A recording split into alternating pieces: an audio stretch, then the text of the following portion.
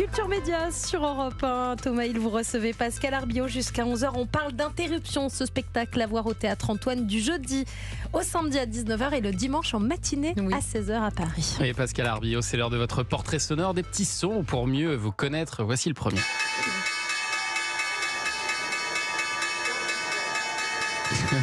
C'est la cloche d'ouverture de la bourse. Oh putain, d'accord. Pas du tout le rapport. Je dis là, je vais faire un spectacle qui commence comme ça, c'est bizarre. C'est bizarre ça. Non, pour dire que vous avez commencé votre carrière professionnelle en étant journaliste économique, en fait. Rien à voir avec le théâtre. Rien à voir. Rien à voir. Dans un magazine très très pointu, en plus très technique. Aujourd'hui, je serais incapable d'écrire un article. Il y avait encore le Matif à l'époque et la réforme du Globex. Enfin, c'était des trucs, des enjeux incroyables. On n'a pas compris. Ça remonte. Ah non, mais c'est une tronche, parce qu'elle arrive. Elle a eu François Hollande en prof. Oui, qui était génial. C'était incroyable. Et alors, ce qui vous a fait changer de voix, c'est une petite annonce dans Libération. Ouais, ça c'est véridique. Qu'est-ce qu'il y avait écrit dans cette petite annonce ? En fait, il n'y aurait pas eu ce titre-là, je ne serais pas allée non plus. C'était l'essentiel est de ne pas avoir peur, cours de théâtre, et c'était en bas, quasiment en bas du bureau où je travaillais. Donc j'y suis allée. Comme un mantra. Allez, j'ai pas peur, j'y vais. Oui, parce que moi, c'est mon obsession je sais qu'on est tous limités par ces peurs. Ouais. Et moi, c'était mon obsession de me limiter, de m'auto-censurer. Mais vous aviez envie de faire ça quand même, vous aviez ça en mais vous. je sais pas, je me l'autorisais pas.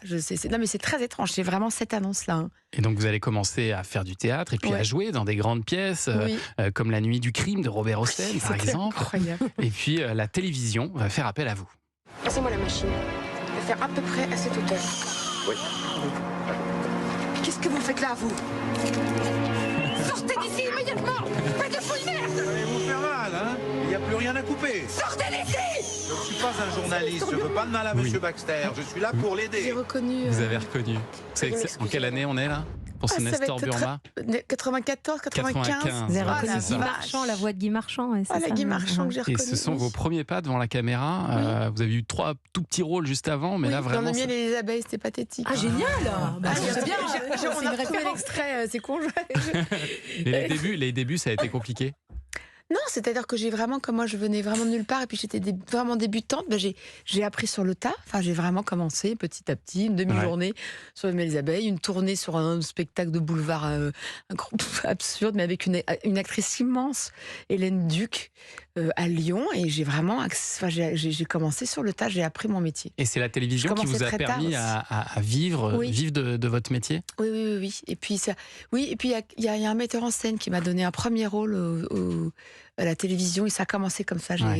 Après, on a toujours des années noires. Hein. On travaille 5-6 ans, ça va. Tout d'un coup, 1 an, plus rien. Pourquoi ? C'est comme ça.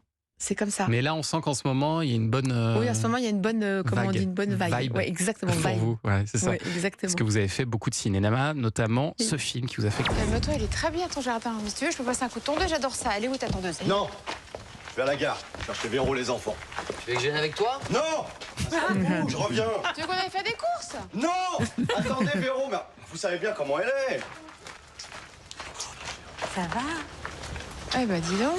Il est mal à boucher.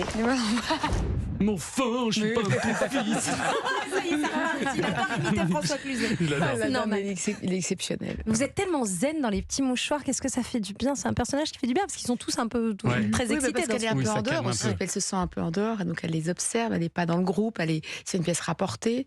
Moi, j'aimais bien cette position d'être en dehors, et en même temps, je n'étais pas du tout sur le plateau, et en dehors, c'était tellement une expérience humaine tellement exceptionnelle. Vous dites que vous avez pris une claque en faisant ce film. Oui, mais une claque humaine d'abord, parce que vraiment, on a vécu ensemble. Puis on se rendait pas compte de ce qu'on faisait, qu'on créait une famille, quoi. On se rendait pas compte. Et un film qui est devenu culte. C'est exceptionnel, donc j'ai dit oui. Et qu'il est venu sur le tournage, il était très heureux. Et c'est par le metteur en scène, Benoît Pétré. Et j'imagine que c'est le truc préféré que vous ayez fait pour votre fils, quoi. Enfin, c'est vraiment votre meilleure scène. Voilà. Ou j'aurais pu faire autre chose aussi. C'est ça. Mais ça, c'était vraiment génial. C'était un penalty, comme on dit. Et après, on est allé les voir en concert et il les a vus après. Ils lui ont fait un selfie personnalisé. Il était énorme. Pascal Arbillot, vous êtes l'invité de Culture Média. Restez avec nous dans un instant. Le premier indispensable de l'équipe de Culture Média. On va parler cinéma avec Olivier Benkemoun. Oui. Nowhere ou Nowhere, comme dirait Olivier Benkemoun. C'est dans un instant un film à 30 millions de spectateurs. Et à 11h, vous le savez, tous les jours, vous avez rendez-vous avec Pascal Praud sur Europe 1.